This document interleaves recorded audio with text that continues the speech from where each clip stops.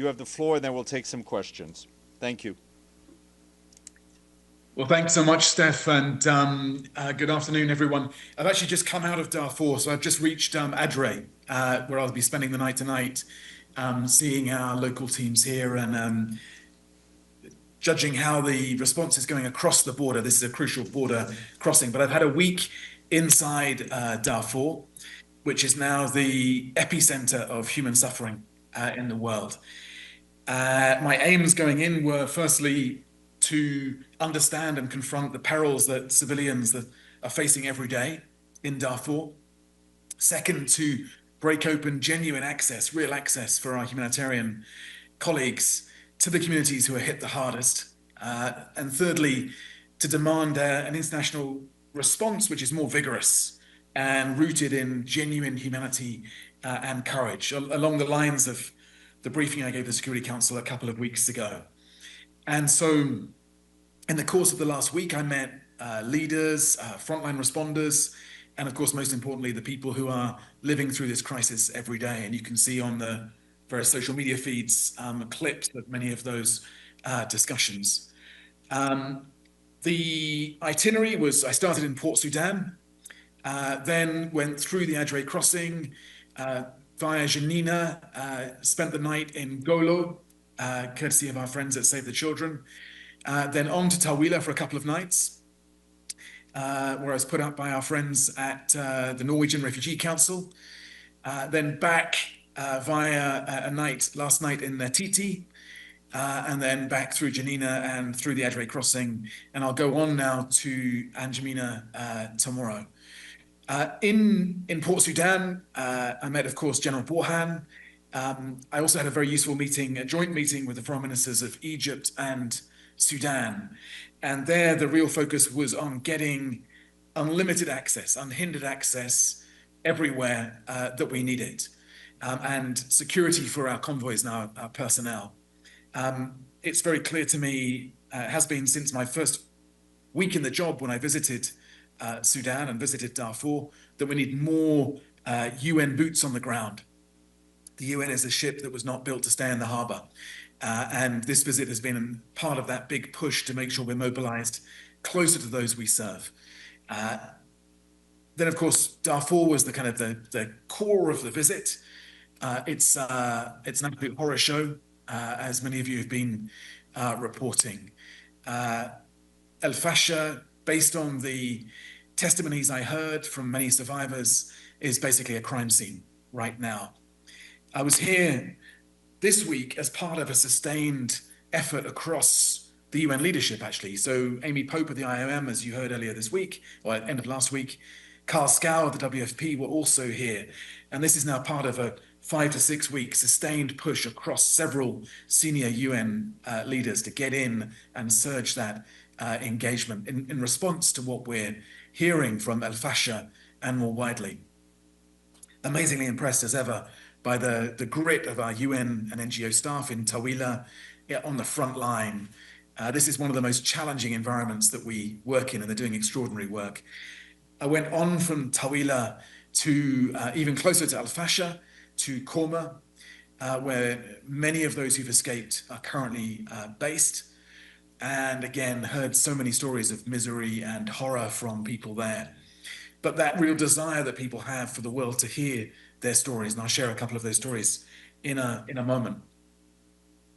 You know, it's striking when you meet our teams across Sudan, how many of them themselves are internally displaced people and who have lost loved ones. I did an all-staff meeting online as I drove up the road through Janina, and one of my colleagues, now based in Khartoum, but originally from El Fasher, said that having not seen his aunt for a year and a half, he saw her in the background of one of my videos yesterday, and it was confirmation that she was alive. So our staff are also survivors of this conflict.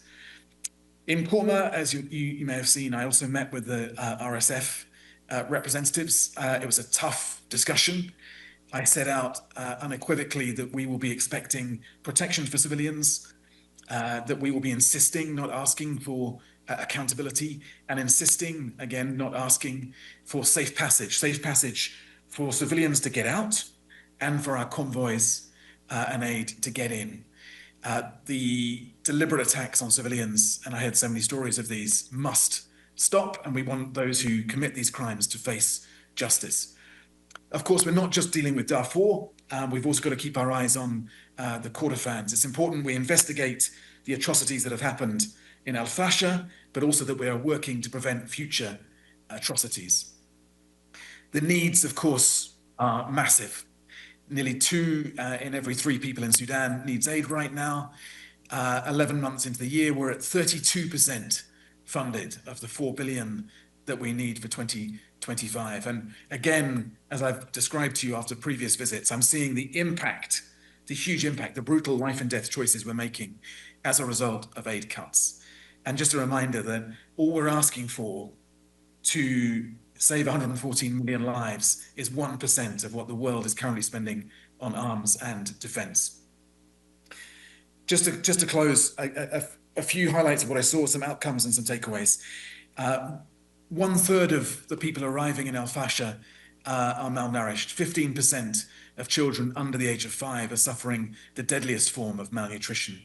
It's a crisis that hits children hardest. 1 in 5 people killed in Al Fasher was a child.